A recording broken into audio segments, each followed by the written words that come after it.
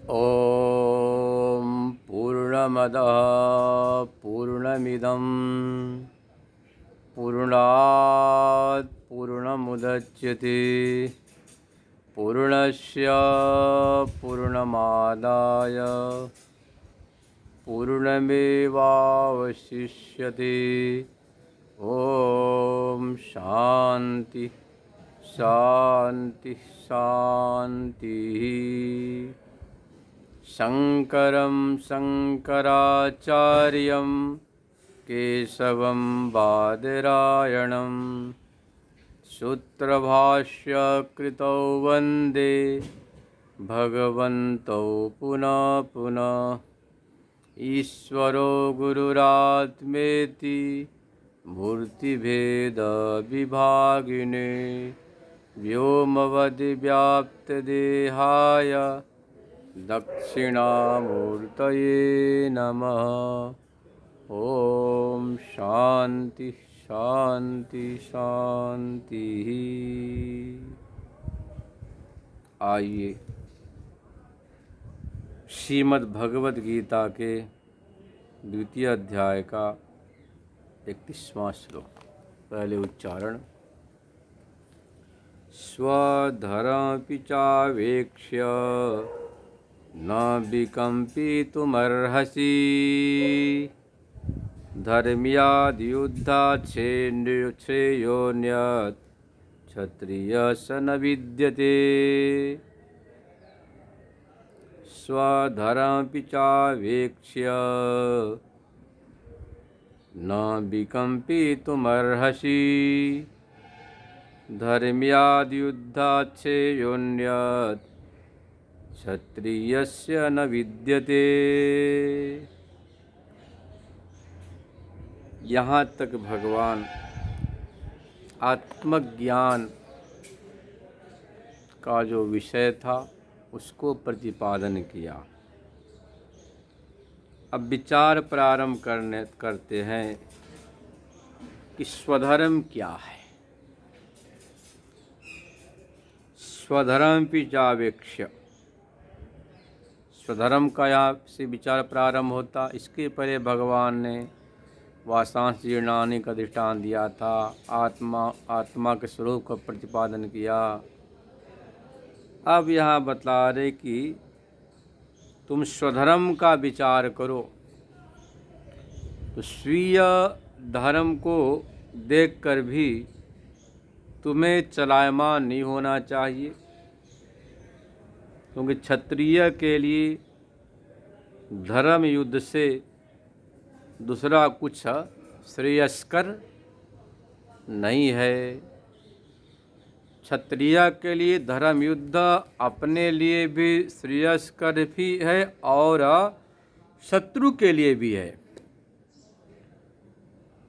क्योंकि अन्याय के विरुद्ध जो तुम क्षत्रिय हो अस्त्र उठाओगे न्याय की रक्षा के लिए, अन्याय को उन्मूलन के लिए, पापाचार कदाचार की समाप्ति के लिए,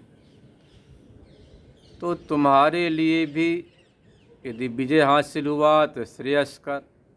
अब मरने के बाद स्वर्ग का द्वार तो खुला हुआ है ही, और शत्रु पक्ष भी ऐसा नहीं कि तुम मरोगे स्वर्ग जाओगे, शत्रु मरेगा तो नरक जाएगा, उसको भी स्वर्ग मिलेगा। उस शत्रु का भी कल्याण है, तुम्हारा भी कल्याण है। जय हुआ तो राज्य प्राप्ति, मरण हुआ तो स्वर्ग प्राप्ति। शत्रु को भी जय मिला तो उसे भी राज्य की प्राप्ति, और मरण हुआ तो स्वर्ग की प्राप्ति। तो स्वधर्म का विचार करो तो क्षत्रिय होने के नाते युद्ध से कोई उत्तम श्रेयस्कर मार्ग हो नहीं सकता। अब आप कहो कि द्रोणाचार्य, कृपाचार्य, अश्वत्थामा तो ब्राह्मण है, ये युद्ध में क्यों उतर आए?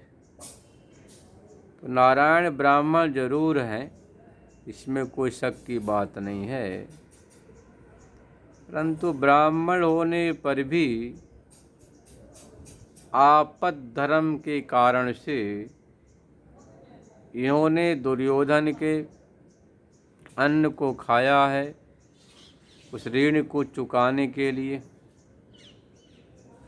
या ऋणानुबंध के कारण से, आपद धर्म कारण से संग्राम में इन्हें उतरना पड़ा। तो यहाँ पर जो भगवान इस श्लोक में वर्णन कर रहे हैं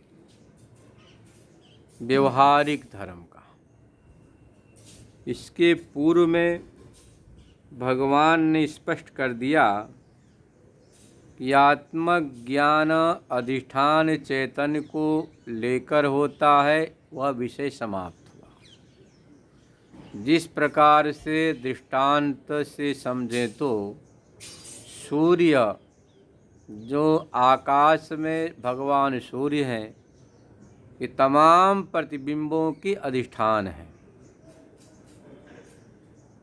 ऐसे ही तमाम व्यवहार के भी अधिष्ठान चैतन्य व आत्मा ही है।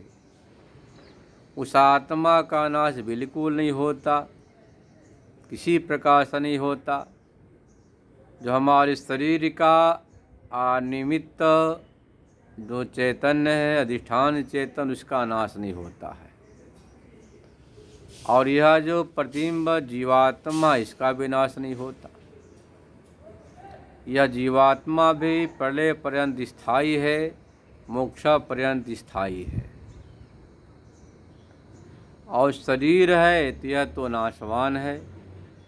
इस बात को अब भगवान यहाँ पर अर्जुन को बता रहे कि यह जो आत्मज्ञान अधिष्ठान को लेकर होता है और व्यवहारिक जो प्रपंच है वह द्वैत प्रपंच को लेकर होता है। द्वैत प्रपंच इसका आधार है। अधिष्ठान की एकता को हम अध्यस्त में लागू कर लें, इसको संभव नहीं है। देखो, जो अधिष्ठान है वो अध्यस्त, जो अध्यस्त है वो अधिष्ठान है। अध्यस्त की तो मात्र प्रातिभाषिक सत्ता है, प्रातीतिक सत्ता है। जब तक शीशे में मुख दिखाई दे रहा तभी तक है, न पहले था न आगे होगा, न भी है। पर जब तक प्रतीति है उतने काल तक मान लेते हैं अध्यस्त। यह जो अधिष्ठान है वो तो शाश्वत है, सनातन है, त्रैकाल्य अबाध्य है, पारमार्थिक है, जस का तस रहता है। परंतु जो व्यवहार है, मानो किसी का अधिष्ठान तक बुद्धि न पहुँचे तो उसके लिए अब व्यवहारिक दृष्टि से समझा रहे हैं। तो व्यवहार क्या है? अध्यस्त। तो व्यवहार अध्यस्त है। इसे मान लो शीशे में आपने अपना चेहरा देखा, तो आपने शीशे में अपने चेहरे को देखकर आप देखते हैं कि हमारे मुखारबिंद, चेहरे में, आँख में कीचड़ है तो धो लेते हैं, दांत मालिन्य है तो मंजन कर लेते हैं, बाल बिखरे हैं तो उसको कंघी से संवार लेते हैं, चंदन गड़बड़ है तो चंदन लगा लेते हैं। तो आप अपने ही प्रतिबिंब को देखकर अपना जो गर्दन है, गर्दन के ऊपर जो मुखारबिंद जो बिंबीभूत है, उस प्रतिबिंब को देखकर बिंबीभूत गर्दनस्थ, ग्रीवास्थ मुख का श्रृंगार करते हैं, सुधार करते हैं, प्रक्षालन करते, सजाते हैं। यदि आपने अपने गले माला पहन ली तो आपके गले माला पहनने से जो अध्यस्त जो आभास है, प्रतिबिंब है जो दर्पण में, उसमें भी माला पहना हुआ दिखाई पड़ता है। इसको बोलते हैं व्यवहार, इसको बोलते हैं शास्त्रीय भाषा में अध्यास। तो यदि किसी की दृष्टि अधिष्ठान चेतन तक नहीं पहुँचे, जिसको कहते आत्मा परमात्मा तक न पहुँच सके, उसके लिए अब जो अध्यस्त है, जिसको आप कहते व्यवहारिक, उस व्यवहारिक सत्ता से समझा रहे हैं। तो व्यवहारिक सत्ता के विषय में आप जानते ही हैं कि हमारे सनातन धर्म का आधार वेद है, और यह वेद विहित वेद वर्णित है। और भगवान श्री कृष्ण ने स्वयं गीता में कह दिया, चातुर्वर्ण्यम मया सृष्टम। जो चातुर्वर्ण्य है ये सनातन धर्म का आधार है। अधिष्ठान तो चैतन्य है, आत्मा ब्रह्म व एक ही है। भी ध्यान रखना, दोनों चीज़ अलग अलग है। सनातन धर्म का अधिष्ठान जो चैतन्य है, ब्रह्म है, वही है, और आधार है आपका चातुर्वर्ण्य। और भगवान स्पष्ट कर दिया है, जन्मांतरीय गुण कर्मानुसार 4 वर्णों के विभाग हमने ही किया, हमने सृष्टि सर्जन किया, बनाया है। जो ब्राह्मण है, क्षत्रिय है, वैश्य, शूद्र, या भगवत कृत है। अब आप कितना भी खंडन करो, कोई नहीं जी यह तो आदमियों ने बना दिया है, तो संभव नहीं है। क्योंकि आदमी तो सब एक ही हैं। ये तो अद्वैतवाद है, और आप कहते हैं कि सब आदमी एक हैं। यह एक पारमार्थिक दृष्टि है, ये भी ध्यान रखना। पारमार्थिक दृष्टि से सभी मनुष्य, सभी सारे प्राणी एक हैं। चाहे कोई ब्राह्मण हो, क्षत्रिय हो, वैश्य हो, शूद्र हो, अंत्य हो, सब एक हैं पारमार्थिक दृष्टिकोण से, पारमार्थिक आईकोन से। पर व्यवहारिक धरातल में उतरेंगे तो जो आदमी हैं वे भी चातुर्वर्ण मया सृष्टम। भगवान कहते हमने 4 वर्ण बनाए हैं, चारों अलग अलग हैं। सबका धर्म भी अलग अलग है, कर्तव्य अलग है, कर्म अलग है, व्यवस्था अलग है, व्यापार अलग, कारोबार अलग है, और फल भी अलग है। परंतु मुख्य फल सबका एक ही है, वह है सुख, आनंद, आत्मा की प्राप्ति। हम तो भाई मनुष्य नहीं, मक्खी मच्छर पेड़ पौधा को भी अद्वैत रूप से देखते हैं। ये है आध्यात्मिक दृष्टि, व्यवहारिक दृष्टि, आध्यात्मिक दृष्टि। देखो, आध्यात्मिक दृष्टि धर्माधर्म से ऊपर है, स्वर्ग नरक से ऊपर की व्यवस्था है। धर्माधर्म की व्यवस्था तो मीमांसा दर्शन करता है, अथा तो धर्म व्याख्या श्याम। पर जो वेदांत है वह तथा तो ब्रह्म जिज्ञासा से प्रारंभ होता है। तो भगवान यहाँ कह रहे कि अर्जुन, तुम्हें यदि मेरी बात जो सनातन धर्म का अधिष्ठान है ब्रह्म वह समझ में नहीं आ रही है, आत्मा दृष्टि से नहीं, तो ठीक है भाई, मैं तुमको इस व्यवहारिक जो अध्यस्त है, काल्पनिक है, उस व्यवहारिक धर्म को ही समझा रहा हूँ, बता रहा हूँ कि चारों वर्ण भगवत सृष्ट है। क्योंकि यहाँ तक तो निश्चय हो गया कि आत्मा का नाश नहीं होता, सबका अधिष्ठान सब में एक है। इसलिए किसी के मरने से, मारने से कुछ उसका बाल बाका नहीं होता है। आत्मा मरती नहीं, मारती नहीं, यहाँ तक तो बात समाप्त हुई। पर तू यदि मानता ही है कि नहीं जी प्रत्यक्ष प्रमाण है, जैसा चारवाक दार्शनिक मानते हैं, और आज तो नारायण सभी चारवाकी हैं। चारवाक बोलते हैं चारु वाको येषां ते चारवाक। जिनकी बातें सुनने बहुत मीठी मीठी अच्छी लगे वो तो चारवाक कहलाते हैं।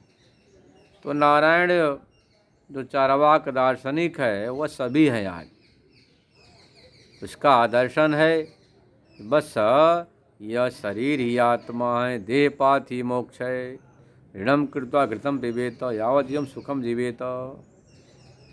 यदि स्वास्थ्य के लिए ऋण करना तो भी ऋण करके घृत पान करो। कौन देखा शरीर छूटने के बाद आत्मा आती है नहीं। इसलिए जो चारवाक है वह मात्र यहीं तक सीमित है। इसी लोग को सब कुछ मानता है, यही स्वर्ग यही नरक कहता है। इसी विचारधारा के आज सभी प्राणी है। सभी प्राणी क्या कहते हैं, अरे खूब कमाओ, खूब बढ़िया बंगला बनाओ, मकान बनाओ, बस अपना परिवार तो क्या है, तो सिर्फ पत्नी बच्चे, माता पिता भी नहीं, दादा दादी नहीं, केवल पत्नी और बच्चे, एक पत्नी और एक मैं और 2 बच्चे, इसी को परिवार, इसी का नाम है चारवाक। तो यह जो चारवाक सब कुछ शरीर को मानता है, उस पर विचार करो, तब भी तुम्हें मोह नहीं करना चाहिए। स्वधर्म शब्द का प्रयोग किया और भगवान आगे बताएंगे 3 अध्याय में, स्वधर्म निधनम श्रेय परधर्म भयावह। धर्म का अर्थ कर्तव्य, अपने कर्तव्य में निधन मरण की प्राप्ति श्रेयस्कर है, और दूसरे का धर्म चाहे कितना अच्छा हो, वह जो धर्म है भयावह है, भय को देने वाला है। जैसे मान लीजिए कि शास्त्र कहता है कि पति परमेश्वर, पति क्या है, परमेश्वर है। उस स्त्री के लिए उसका पति परमेश्वर है, पति का अर्चन बंधन पूजन सेवा करना, आज्ञा पालन करना। परंतु स्वपति तो परमेश्वर है, सेवा कर्तव्य स्वधर्म है। और जो पड़ोसन का जो पति है, वह पति उसके लिए परमेश्वर नहीं है, वह धर्म हो जाएगा, वो परधर्म हो जाएगा। हाँ जरूर वह भी किसी न किसी स्त्री का पति है, और कोई कुतर्क करे कि नहीं भाई जब पति परमेश्वर है तो सारे पति परमेश्वर है, अब तुम सारे पतियों की सेवा करो तो गड़बड़ झाला हो जाएगा, व्यभिचार दोष हो जाएगा, बड़ा अनर्थ अधर्म पापाचार हो जाएगा, दुराचार हो जाएगा।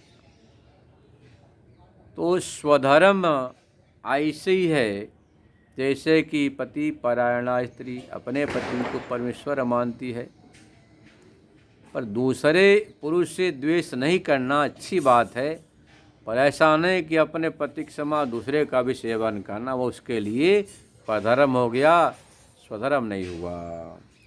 ऐसे प्रत्येक वर्ण का अपना कर्म है, व्यवस्था है, अपना सिद्धांत है। तो जो दूसरे पति की सेवा ऐसे क्या हो गया, आपका परधर्म हो गया, निंदित हो गया। व्यवहार में भी ऐसे तुम क्षत्रिय हो, तुम्हारा धर्म है युद्ध करना। अब तुम ब्राह्मण की तरह सोचो कि भिक्षाटन कर जीवन यापन कर लूँगा, अतीत परधर्म हो गया। अर्जुन ने पहले कहा था ना कि कार्पण्य दोषोपहत स्वभाव पृच्छामि त्वां धर्म समूढ़ चेता यच्छ्रेयसा निश्चितं ब्रूहि तन्मे शिष्यस्तेऽहं साधि मां त्वां प्रपन्नम। शिष्यस्तेऽहं साधि मां त्वां प्रपन्नम। भैक्षमपि यह लोक क्या कहेगा, मैं तो इस लोक में मतलब कि भिक्षा करके जीवन निर्वाह कर लूँगा, मतलब कि जो परकीय धर्म ब्राह्मण सन्यासी ब्रह्मचारी का धर्म जो भिक्षाटन करके जीवन यापन करना, वह क्षत्रिय के लिए अर्जुन के लिए परधर्म हो गया, वह उचित नहीं है, वह निंदित है, यह बात कर रहे हैं। अब जैसे देखो एक आदमी है, अब उस आदमी को कोई संतान नहीं है, बिल्कुल लड़का नहीं, बच्चा नहीं, बच्ची नहीं, परेशान। किसी विद्वान के पास गया, बोले महाराज कुछ उपाय बताओ, हमारा घर सोना सोना है, भगवान की दया से सब कुछ है, धन दौलत, परंतु घर में कोई पुत्र नहीं, पुत्री नहीं। तो उसके लिए पुत्रेष्टि याग का विधान कर दिया, पुत्रेष्टि याग करो। तो पुत्रेष्टि याग अपुत्रवान के लिए धर्म हो गया, विहित हो गया, श्रेयस्कर कल्याणकारी हो गया। पर किसी को 25 बच्चे हो और आप कहो कि उसने जैसे किया वैसे हम भी करेंगे पुत्रेष्टि याग, बड़ा अच्छा लगा, बड़ा मजा आया, आनंद आया करने में, देखने में। यह जो पुत्रेष्टि याग है 25 बच्चे के बाप के लिए, ये धर्म नहीं कहलाएगा, है ना। लोग हंसेंगे, मजाक करेंगे, देखो वैसे ही 25 बच्चे परेशान है और फिर पुत्रेष्टि याग करा 2600 हो जाएगा तो क्या करेगा। तो ऐसे ही स्वधर्म जो होता है वह स्व के लिए श्रेयस्कर है, तो पर के लिए अश्रेयस्कर होता है, कल्याणकारी नहीं होता है। अब एक ब्रह्मचारी सन्यासी है, उसका स्वधर्म अलग है कि प्रातः काल उठ जाना, गंगा नहाना, संध्योपासन करना, आसन प्राणायाम ध्यान समाधि लगाना, गीता पाठ करना, दिन रात उसी में लगे रहना, स्वधर्म है। अब गृहस्थ भी कहे कि भाई हम भी बाबा जी की तरह से, है ना, बाबा जी की तरह से हम भी बस मात्र जो है ना भिक्षाटन करेंगे, गंगा नहाएंगे, भजन करेंगे, कुछ लेना देना नहीं है। ये पुत्र पत्नी सब भगवान के, भगवान जाने, भगवान काम जाने, तो काम नहीं चलेगा, लोग बुराई करेंगे। अरे तुझे जब यही करना था तो शादी क्यों किया, बच्चा क्यों पैदा किया। तो सन्यासी ब्रह्मचारी का जो धर्म है गृहस्थ के लिए, वानप्रस्थी के लिए परधर्म हो गया, श्रेयस्कारी नहीं होगा। लोक में निंदा, मरने के बाद निंदा, वे कायर है, भगोड़ा है, इसको बोलेंगे, उसका कल्याण नहीं होगा। वह तो किसी कारण विशेष से संन्यास्त हो रहा, वह निंदित उसके लिए है। ऐसे यहाँ पर बता रहे। अब जैसे मान लो, देखो भाई कि यह जो लकड़ी एक है, ये जो लकड़ी है, लकड़ी का धर्म है कि वह पानी में तैर जाती है, लोहा डूब जाएगा। अब लकड़ी लोहा का करे कंपटीशन, प्रतिस्पर्धा, तो बात नहीं बनेगी। ऐसे ही प्रत्येक भूत का धर्म है। एक बीच में देखो विनोद की बात याद आ गई, हम लोग जब पढ़ते थे स्वनाम धन्य ब्रह्मलीन प्रातस्मरणीय पूज्य चरण विरक्त स्वामी कृष्णानंद जी महाराज, बिल्कुल विरक्त थे, जैसा नाम वैसा, ते सुखी पढ़ाते थे, अच्छा दृष्टांत दिया करते थे। एक नदी बह रही थी, नदी के उस पार बाजार था। एक व्यापारी अपने ऊंट पर नमक ले आता था और गधे पर उसने खूब ऊन बांध रखा था।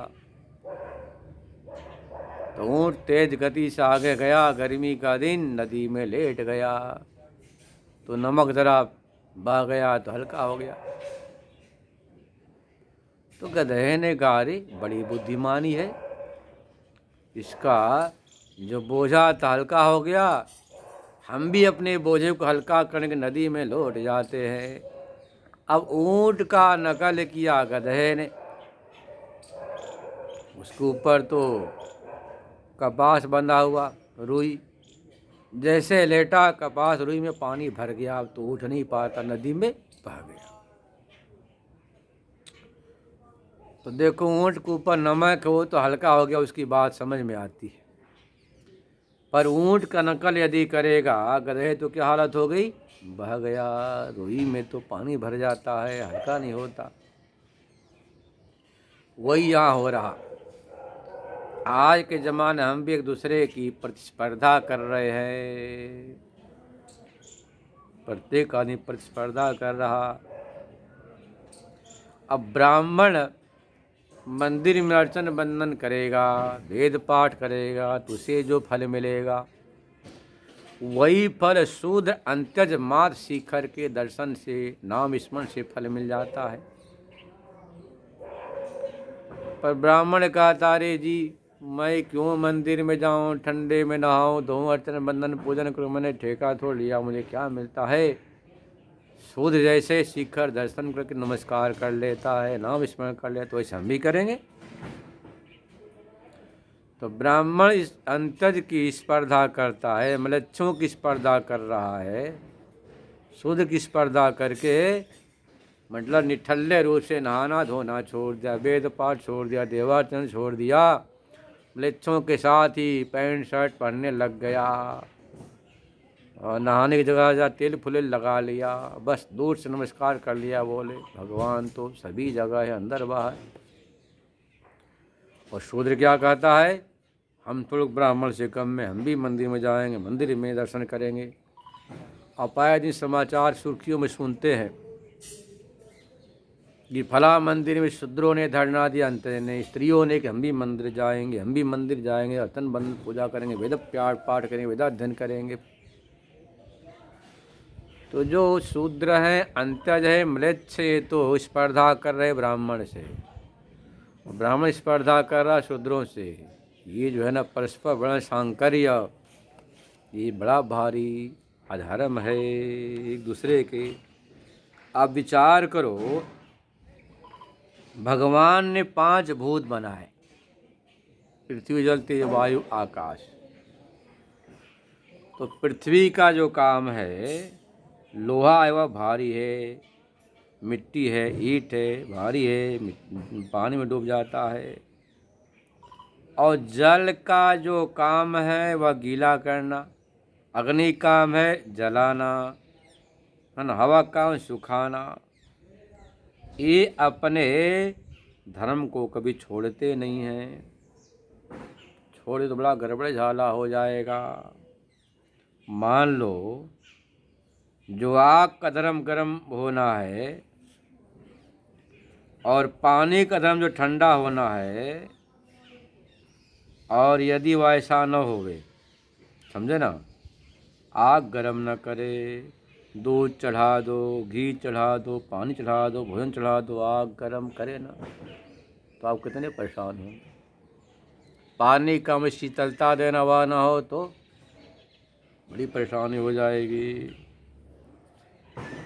ऐसे ही प्रत्येक का जो धर्म है अलग अलग है, इसको स्वधर्म कहा गया है। तो स्वधर्म में जो निधन है, मतलब कि शरीर छूटना भी श्रेयस्कर होता है। इसलिए भगवान ने कहा स्वधर्म भी चावेक्ष न विकम्पी तुम्हर्षि, अपने धर्म को देखकर भी तुम्हें चलायमान नहीं होना चाहिए। स्व शब्द के 4 अर्थ होते आप जानते ही हैं, आत्मा, आत्मीय, ज्ञाति और धन। ज्ञाति बोलते बंधु बांधव को, धन का रुपया पैसा सोना लेना, द्रव्य लेना यहाँ पर। और आत्मा मुख्य अर्थ स्व का, स्व का मुख्य अर्थ है आत्मा, और तीनों क्या है, गौण और मिथ्या। शरीर तो मिथ्या आत्मा, और जो धन है, मकान दुकान है, बंधु बांधव, ये सब गौण आत्मा है। तो मुख्य आत्मा की बात तो 30वें श्लोक तक बता दी गई। अब यहाँ बता रहे जो गौण आत्मा तुम लो, ज्ञाति, बंधु बांधव, धन धान्य, मकान दुकान, शरीर, इसको लेकर भी तुम्हें शोक नहीं करना चाहिए,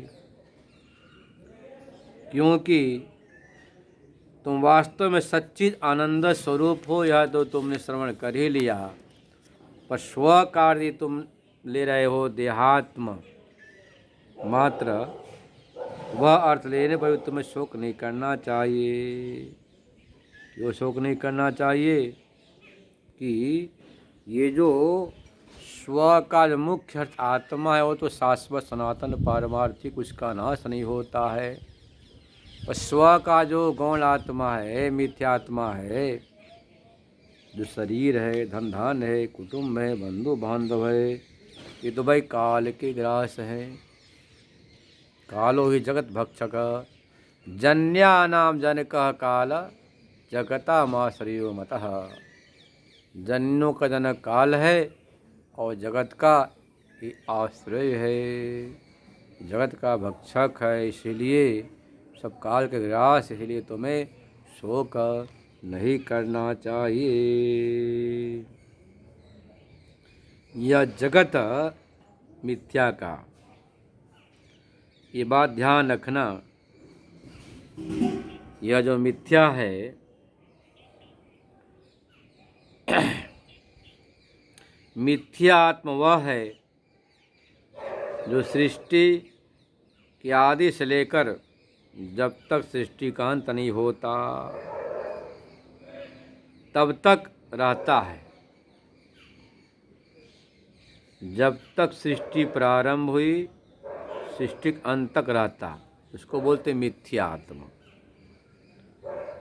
और दूसरा मिथ्या वह है, मिथ्या वह चीज़ है जो प्रतीत होती ही रहती है, उसको मिथ्या कहते हैं।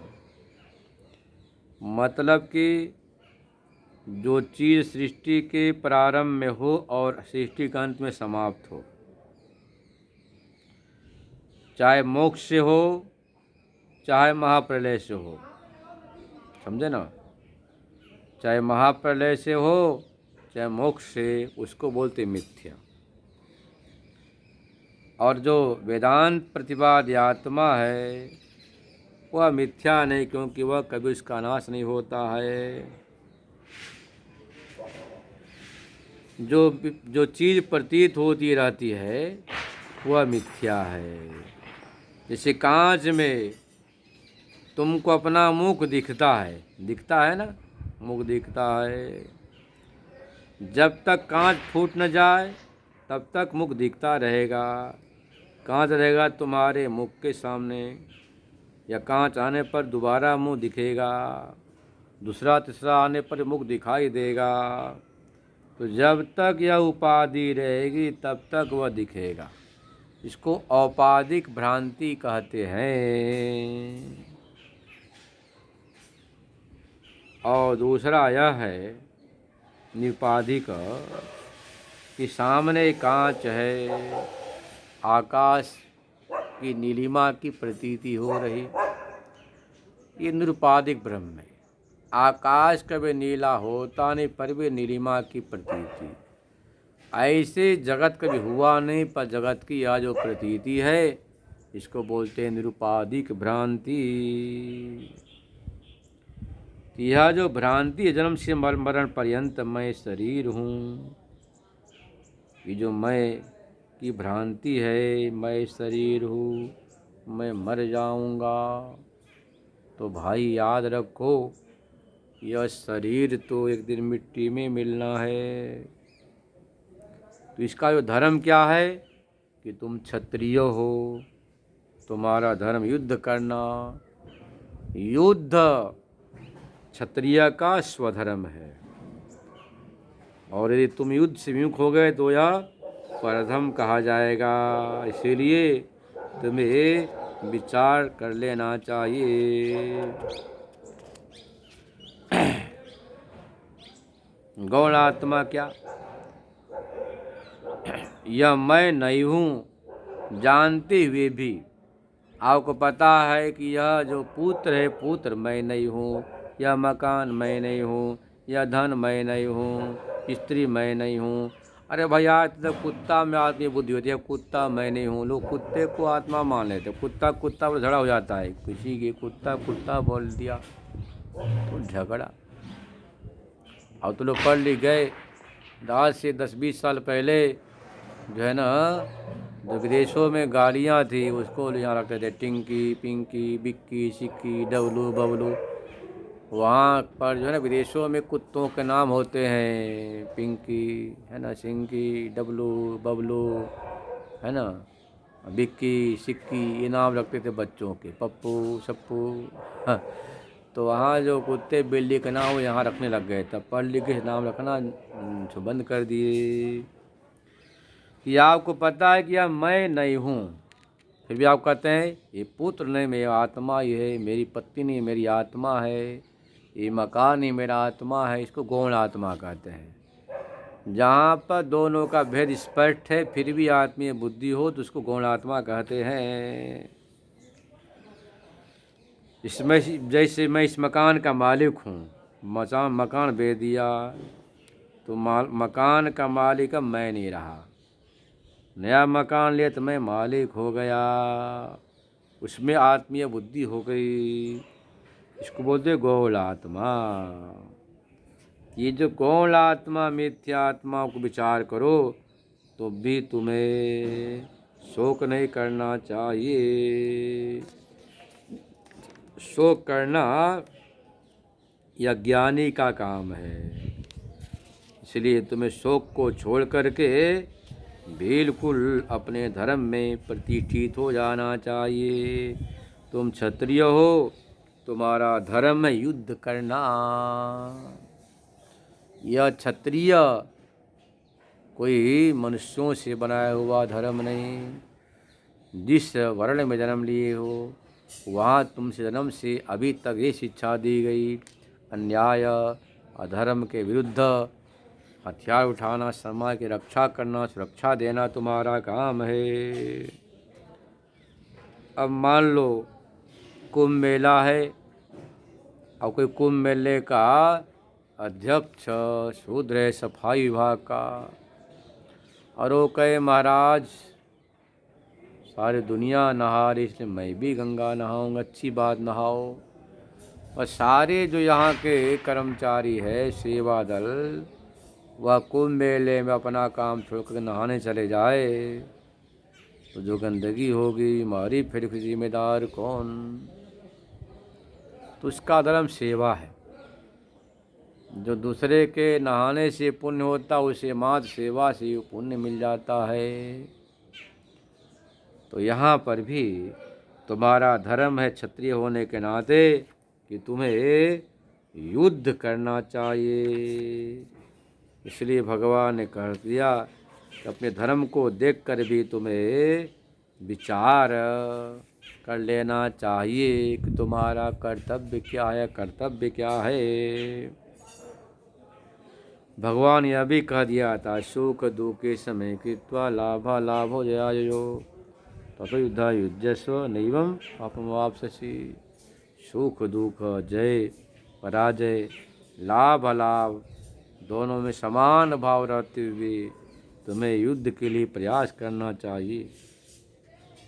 अच्छा विचार करो, आपके गुरुजी ब्राह्मण हैं, विद्वान हैं, उनमें गुरुत्व भी है, ब्राह्मणत्व भी है, वैदुष्य भी तीनों है। अब उन्हें बड़ा भारी कोई फोड़ा हो गया, डॉक्टर आया, बोला महाराज चीज लगानी पड़ेगी। अब डॉक्टर बहुत धार्मिक का, महाराज ब्राह्मण के शरीर में मस्त चुभ होना, खून निकालना बड़ा भारी पाप है। आप मेरे ब्राह्मण है, वह भी गुरु हैं, विद्वान है, इसलिए शल्य चिकित्सा नहीं करूँगा। यह धर्म कहलाएगा, धर्म हो जाएगा। ब्राह्मण हैं, गुरु हैं, विद्वान हैं और उन्हें फोड़ा है, नासूर है, उसको चीर कर फाड़ कर मवाद तो निकालना ही पड़ेगा भैया। नहीं निकालोगे और फोड़ा बढ़ेगा और पीड़ा होगी। तो आप क्या कहते भाई, देख इस समय तो तेरा कर्तव्य है कि हमारे शरीर को चीरना फाड़ना, मवाद निकालना, फोड़ा ठीक करना। खून निकले तो निकलने दे, बहे तो बहने दे, ऐसे यहाँ पर है। अब भले ही सामने भीष्म द्रोण कृपाचार्य ब्राह्मण आदि पूज्य हैं, पर यदि ये भी अन्याय के विरुद्ध खड़े हैं, अन्याय के पक्ष आ रहे हैं तो तुम्हारा कर्तव्य है इनकी चिकित्सा करना, है ना, इनकी इलाज करना तुम्हारा कर्तव्य है। इसलिए शास्त्र कहते हैं यस्य नाहति स्वयं प्रज्ञा शास्त्रम तस्य करोति किम। जिसके अंदर स्वयं बुद्धि ने, इसके लिए शास्त्र भी कुछ नहीं कर सकता है। तो भाई वासना से गुरु को मारना तो अपराध है, ब्राह्मण की हत्या अपराध है, श्रेष्ठ की किसी की हत्या भी अपराध है। परंतु देश समाज राष्ट्र की रक्षा होती हो, सुरक्षा होती हो तो उस समय युद्ध करना यह तुम्हारा स्वधर्म है। यह जो है ना स्वधर्म है, इसलिए तुम्हें विचार करने से युद्ध करना ही चाहिए। ऋक्षया चोपन्नम स्वर्गद्वारमपावृतं सुखी न क्षत्रिया पार्थ लभन्ति युद्धमिदृशम। भगवान कहते हैं यह मानो स्वर्ग का द्वार खुला हुआ है, ऋक्षया सौभाग्य से प्राप्त है। सुखी संपन्न क्षत्रिय ऐसे युद्ध के सौभाग्य को प्राप्त करते, इसलिए तुम्हें जरा भी शोक नहीं करना चाहिए। भगवान कहते हैं कि क्षत्रियों के लिए स्वर्ग जाने का अच्छा मौका रास्ता है। भगवान ने पूरा प्रयास करके दुर्योधन से कहा था कि मात्र 5 पांडवों को 5 गांव दे दो, उसमें ही ये संतुष्ट हो जाएंगे। परंतु दुर्योधन ने क्या कहा, सुचक्रम दास्यामि बिना युद्धेन केशवः। सुई के नोक जितना जमीन भी बिना युद्ध के नहीं दूंगा। तो इसलिए अब भाई यहाँ क्षत्रिय होने के नाते तुम्हारा कर्तव्य यहाँ युद्ध करना। और सारे क्षत्रिय यहाँ पर युद्ध के लिए एकत्रित हुए हैं। स्वर्ग जाने का अच्छा यहाँ पर मौका है, जिस अंग्रेजी में चांस कहते हैं ना, उसी को यहाँ पर ऋक्षया कहते हैं संस्कृत में, सौभाग्य से। दुर्योधन कितनी बड़ी सत्ता, फिर भी वह स्वीकार नहीं किया। इसलिए अर्जुन, यह तो तुम्हारे सौभाग्य से युद्ध का अच्छा मौका मिला है। युद्ध होगा तो ये जो तुम्हारे दल के क्षत्रिय, शत्रु दल के क्षत्रिय, भाई पड़े पड़े बिस्तर पर मरने से अच्छा है संग्राम में मरेंगे तो यशस्वी कहलाएंगे, वीर महावीर कहलाएंगे, मारुति कहलाएंगे। तो इस लोक परलोक दोनों में कल्याण। और युद्ध नहीं होगा तो मानो ये बुढ़ापे में बेचारे पड़े पड़े सड़के मरेंगे। बुढ़ापा में कोई सेवा करे न करे, बुढ़ापा जानते कितनी दुखदायी होती है। तिल तिल से मरना अच्छा, एक बार मर जाएंगे तो यहाँ भी कल्याण, परलोक में भी कल्याण, स्वर्ग मिलेगा। तो शत्रुओं का भी हित है और तुम्हारा भी इसमें हित है। इसलिए ऐसे सौभाग्य से अपने आप जो प्राप्त युद्ध है, क्योंकि मैंने तो बहुत प्रयास किया युद्ध रोकने के लिए, कहा कि वे 5 गांव दे दे, पांडव मान जाएंगे। पर दुर्योधन ने कहा कि नहीं, मुझे तो युद्ध ही करना है, युद्ध के बिना एक इंच जमीन नहीं दूंगा। सुचक्रम दास्यामि, सुई के नोक जितना भी जमीन नहीं दूंगा बिना युद्ध के। इसलिए या तो सौभाग्य से प्राप्त, इसे तुम्हें पीछे नहीं हटना चाहिए। क्षत्रिय धर्म तुम्हारा यही है। इस प्रकार से भगवान इसे समझा रहे हैं। इसको अन्वय बोलते हैं। अब भगवान इसको व्यतिरेक से समझाएंगे। युद्ध नहीं करोगे, स्वधर्म का पालन नहीं करोगे तो क्या अनर्थ होगा, इस बात को समझाएंगे अगले श्लोक में, कल सुनेंगे।